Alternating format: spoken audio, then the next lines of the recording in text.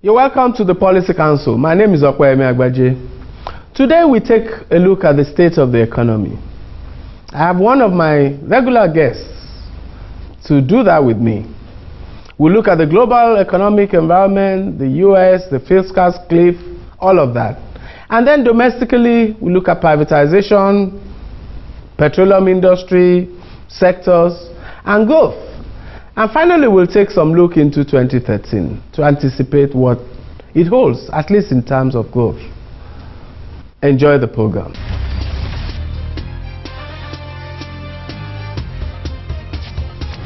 You're welcome back. It's still the Policy Council, and I have my guest today, Johnson Chukwu, CEO of Cowry Asset Management. Johnson, you're welcome to the program. My pleasure.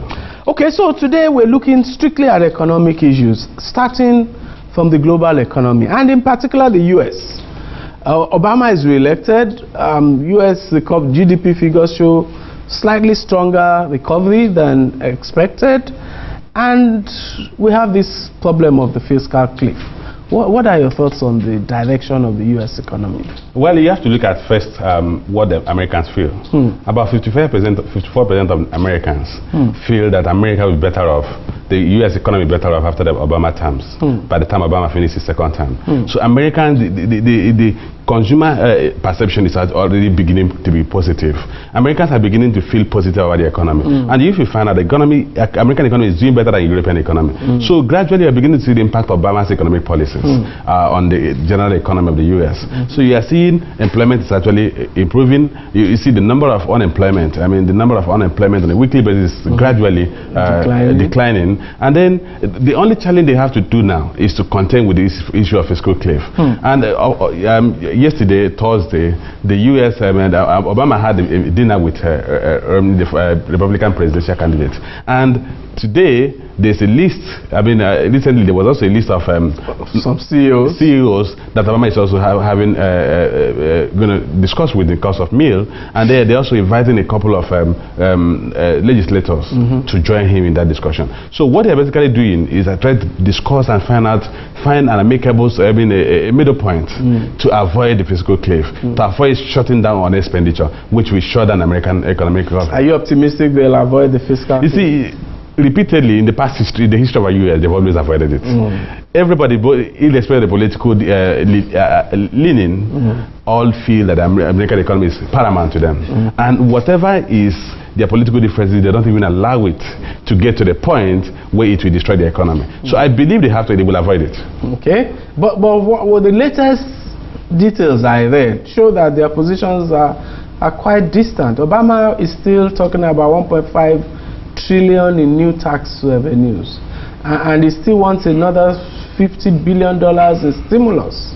Yes, that's why what I said is this: eventually you have to reach a middle point. You see, what they're doing is a point of negotiation, and in the negotiation, both parties will come from the extreme end, so that their negotiating chips will be stronger.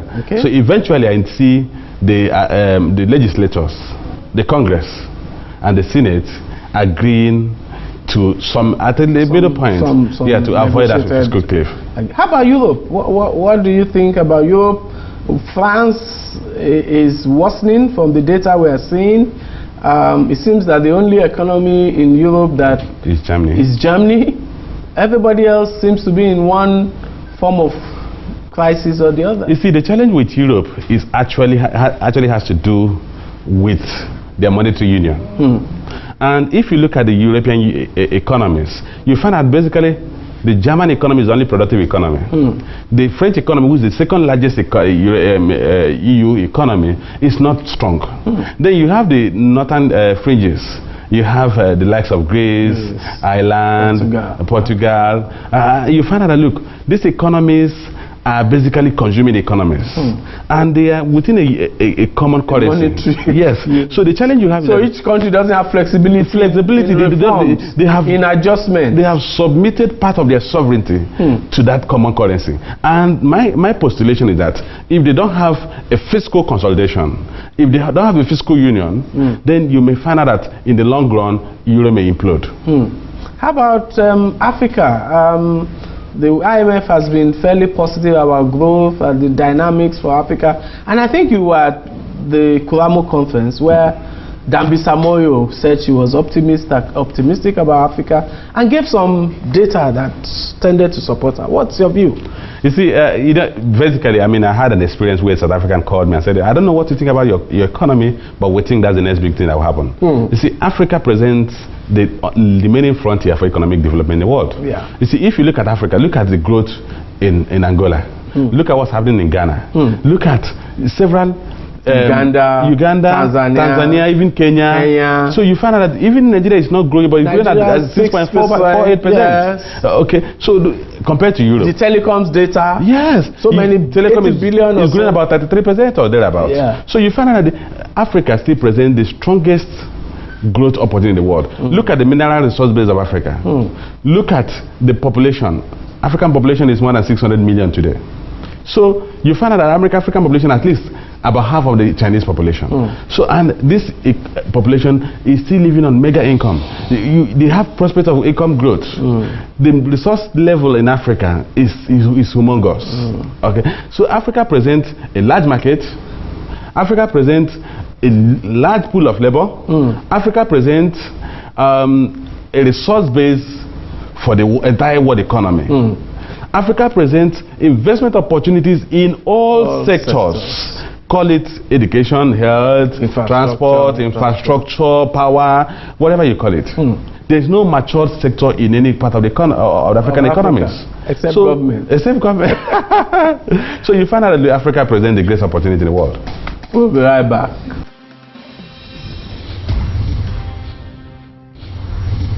You're welcome back, and I have Johnson Chukwu, CEO of Cowley Asset Management with me, and we are talking state of the economy. Let's come back home, Johnson, and talk about privatization. It seems that somebody in government is determined to destroy privatization, especially of power. First of all, we had this controversy over Manitoba. Is the contract cancelled? Is it not cancelled? Then we recover from that and we sack the DG of the BP in the midst of uncompleted transactions.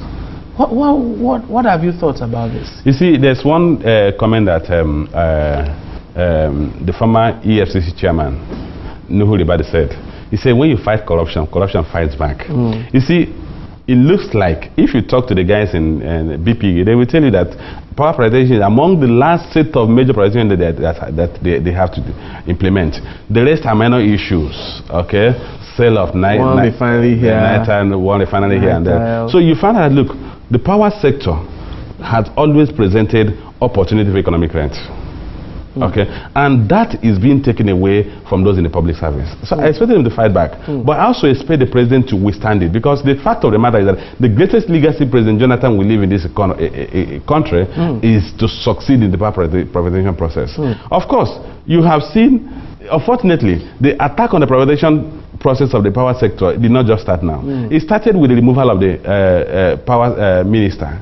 Of course, there are several the allegations of conflict of interest, but it could have been addressed in a different way.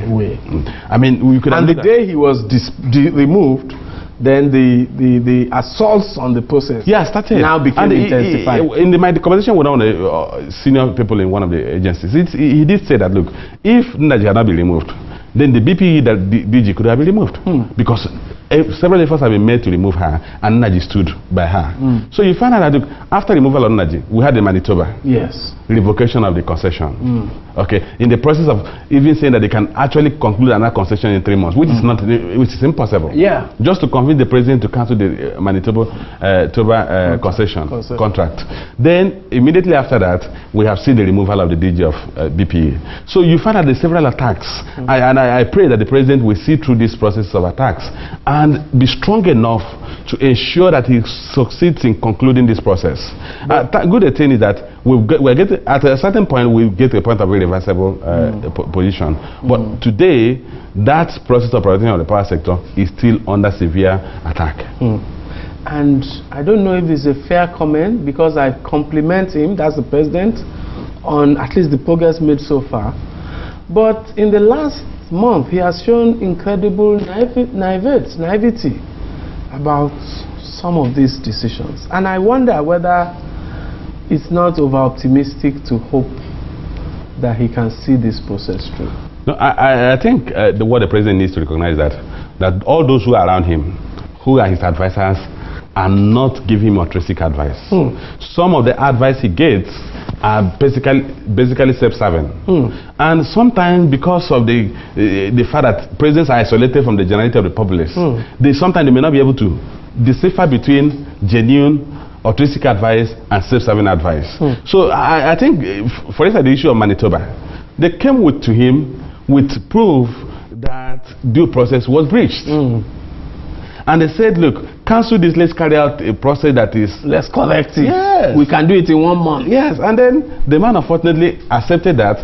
It was only when there was general outcry and intervention by those who have access to him that he realized it was a mistake to approve the cancellation. Which would have set back the entire process, because we are advisors to one of the successful companies in the generation business, and we panicked because the funds we were arranging became very difficult to access at that point, and it would have set back the entire process by a whole year. But fortunately, we have corrected that. Let's hope there are not other stops along the process, along the chain, that may be triggered to torpedo the achievement we've attained so far. Again, we'll be right back. My name is Femi Durojai. Welcome to the New Lagos, where things are improving every day. I work on the island and live on the mainland. But that's no longer a problem. With improved roads, I get to work faster. Sometimes I even leave my car and use the BRT bus, which is comfortable, fast, efficient, and reliable. After a hard day's work, the nights and evenings are even more fun. The streets are better lit, and the city is more secure, so I can catch my phone in peace. I pay my taxes because I want to continue enjoying the good things a big modern city like our Lagos brings. So it's my taxes that makes them real. Have you paid your tax? Pay your tax. It's your civic responsibility. It's your duty. It's the law.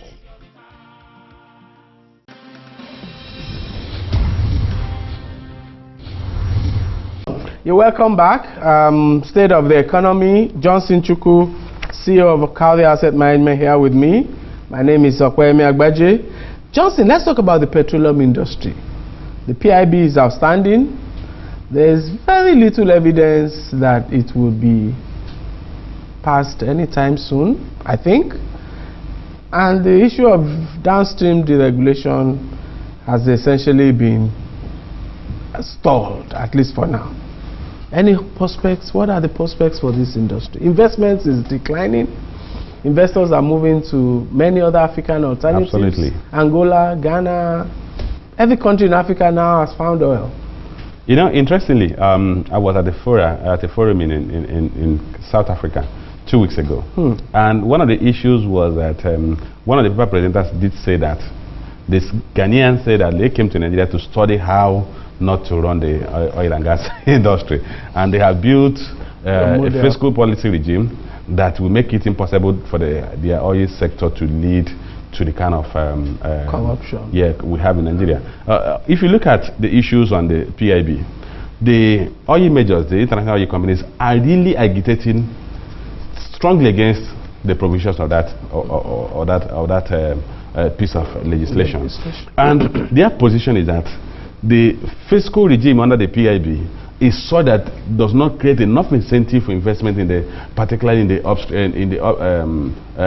deep offshore wells, and that because the cost of investment in the deep offshore wells is so huge, if you do not create a fiscal, if you don't create enough incentive in the fiscal in the policy, that it may be impossible for us to attract investment in those in the deep sea offshore, and particularly at the time when oil is being discovered in virtually all the nooks and crannies of Africa.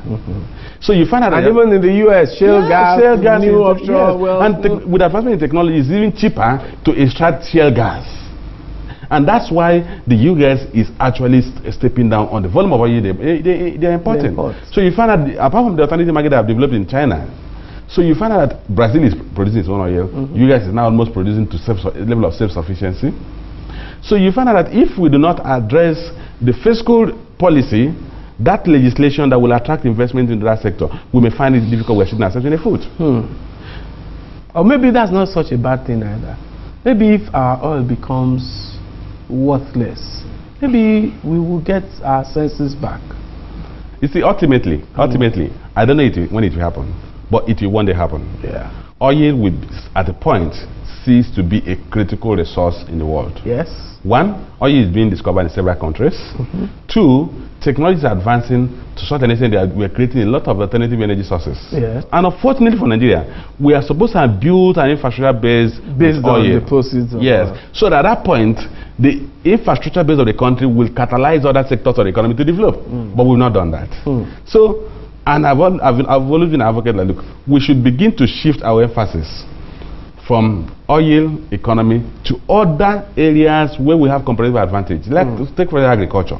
We need to open up the hinterland through standard rail gauge systems, through standard transport facilities, so that we can actually go into industrial agriculture, commercial agriculture. We don't have that.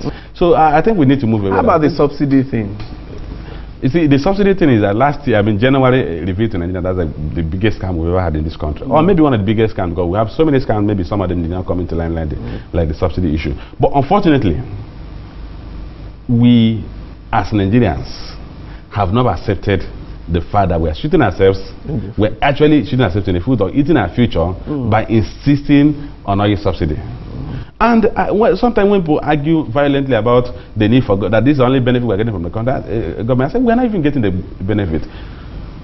DPK, which is kerosene, officially sells for 41 naira 99 kobo. Then it's expected that by the time you add your loading and transportation cost, it comes to about 50 naira. And the filling station is supposed to be sell about 50 naira. Today, people buy kerosene at more than 120 naira. So along the line, a lot of people we have just increased the profit margins of the corrupt people. Yes. So and we are still happy. Nobody's complaining about that. Nobody's talking about that. I've not heard anybody talk about the fact that they're buying kerosene at more than 120. Because it's the poor that have used that one. In Lagos, so it just proves that all this noise is a middle class. Yes, we are actually so the government has a duty, because government is all about leadership.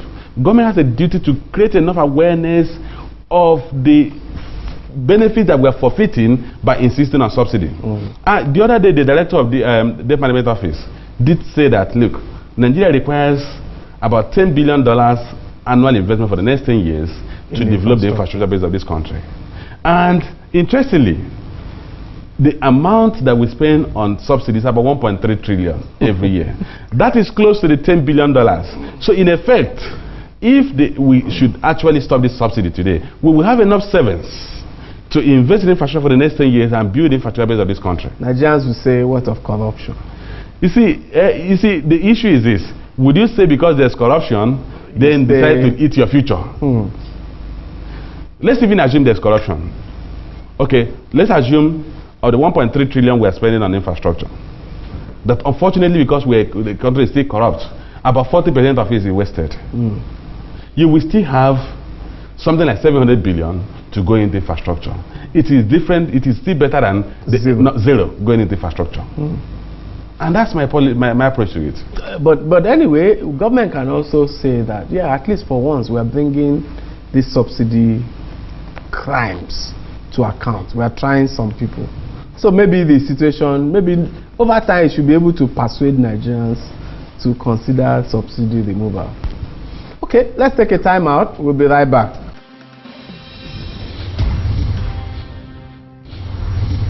You're welcome. It's the final segment of the Policy Council. My name is Okweyemi, and my guest is Johnson Chukwu. Johnson, let's look at growth.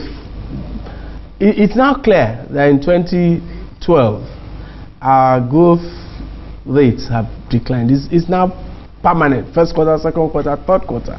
6 point something, 172849, but we've declined by 1 full percentage terms in terms of GDP. That suggests that there's some negative dynamic going on. Is it domestic, is it global, or is it both, in your view? I think it's more of domestic. In terms of global economy, our major export, which is oil, the price has remained above $100 so far. And interestingly, the first and second quarter of this year saw a decline in oil production. So you had a negative GDP growth in, in the oil industry. But in the third quarter, we had a positive growth in that sector, which was why we moved from 6.28% in the second quarter to 6.48% in the third quarter. But then agriculture, which accounts for more than 40% of the, about 34% of the GDP, is also growing at a very slow rate. Previously, we had growth of close to 7%. This year, we are talking about 3.something%. So the agricultural growth has been a major drag in the growth of the GDP. If you look at the third quarter and the outlook for the fourth quarter, I think we're even going to see a further slowdown in GDP growth. It may actually be lower than what we had before. And why would that be? One, you see the agriculture sector suffered severe flooding towards the third quarter and the fourth quarter of this year. So I think that will manifest in the GDP figures. And then security may also show. Yeah, security has might also even affect the agricultural output. Exactly, the security situation in the north has actually been one of the major challenges we have. And then if you look at the manufacturing sector, yes, we saw improvement in the manufacturing sector, but it's still not accounting for a significant percentage of the GDP. If you look at a country like ours with a population of 167 million citizens, the manufacturing sector should be one of the areas the government should focus on. And the manufacturing sector cannot grow in an economic environment where input costs are too high. Look at the energy costs, then look at the cost of funding. Like I've always said, look, you cannot have a strong real sector economy if your banks are charging interest rate of 25%, because any producer must have a margin of at least 50% to be able to at least break even after paying the financing cost. So you find out that, look, the cost of funding is high. Other infrastructure costs are also high. Then you add that to the cost of corruption. So this sector of the economy is hemmed in from several sectors of the economy. And then there's a decline in lending from the banking sector. Yes, but we're beginning to see some improvement in the last quarter. We're beginning to see banks are gradually beginning to open their work, because the return on federal government risk-free instruments have declined. So they are beginning to look for alternative investment outlets that are giving them better returns. But the challenge is that the pricing of those risk assets is too high, which will ultimately lead to further defaults. And so you may find out that in the next 1 year, we may begin to contend with another issue of large portfolio of non-performing loans. Because when you are charging so high, it becomes difficult for companies to meet up. When your domestic consumption and all of that is not so strong. It's very weak. It's actually very weak. So you find out that the economy, the challenge we have with the economy is more of domestic. But on the positive side, we're beginning to see some level of harmonization between the fiscal policy and the monetary policy. We're beginning to see that since Ngozi came back on that stool, we're beginning to see some level of fiscal restraint. So the challenge of inflation induced by fiscal expenditure is beginning to moderate. What do you see growth in 2013? Well, if you ask me, I think the growth in 2013 should be, assuming we're able to manage the security situation in the north, so the agriculture comes back, because agriculture still accounts for up to close to 40% of the GDP. So if agriculture comes back and begins to grow, I mean the GDP growth about 7% that it used to be, then we should see next year improvement in the GDP growth rate. We should begin to see something like 8% or thereabouts. And capital markets? Well, capital markets will respond to interest rate policies. If interest rate goes down, investors, portfolio manager will move their portfolio from money market or fixed income instrument to capital equity instruments. And I think we should see some level of moderation in cost of funds, and that should lead to an uptick in the capital market business. Johnson Chukwu is optimistic about many of the indicators in 2013. I hope your optimism is validated. Thank you very much for coming on Policy Council. My pleasure, as usual. We'll be right back.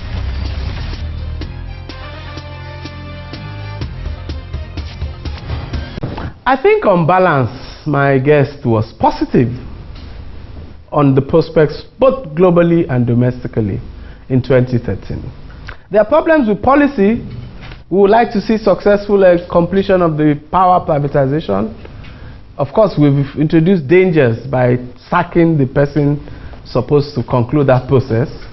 But my guest still hopes that the process will be completed satisfactorily.